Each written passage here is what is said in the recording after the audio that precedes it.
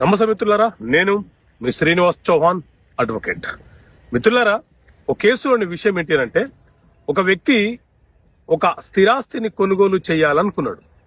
అయితే రిజిస్ట్రేషన్ కంటే ముందే ఒక నెల ముందే స్టాంపు డ్యూటీ చెల్లించేసినాడు.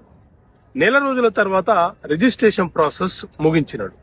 ఇప్పుడు అతని అనుమానం ఏంటి అంటే, సార్ నేను రిజిస్ట్రేషన్ చేసే నాటికి స్టాంప్ డ్యూటీ కొంత పెరిగింది అనుకుంటున్నాను, కానీ నేను నెల ముందే స్టాంప్ డ్యూటీ చెల్లించాను కాబట్టి నా డాక్యుమెంట్ కి ఏమైనా ప్రమాదం ఉందా?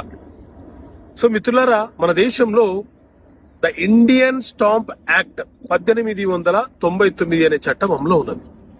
ఇందులో సెక్షన్ 3 ఏం చెప్తుంది అని అంటే, ఏదైనా ఒక స్థిరాస్తికి సంబంధించిన మార్కెట్ విలువలు, ధరలు సాధారణంగా ఎప్పటికప్పుడు మారుతూ ఉంటాయి. వాటి ప్రకారంగా కేంద్ర రాష్ట్ర ప్రభుత్వాలు స్టాంప్ డ్యూటీలను పెంచడము, తగ్గించడం లాంటివి చేస్తూ ఉంటాయి.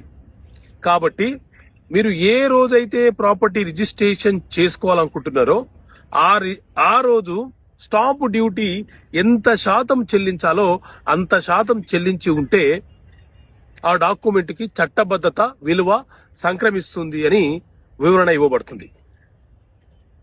చాలా వరకు సుప్రీంకోర్టు కూడా ఇదే అంశాన్ని తెలియపరిచింది.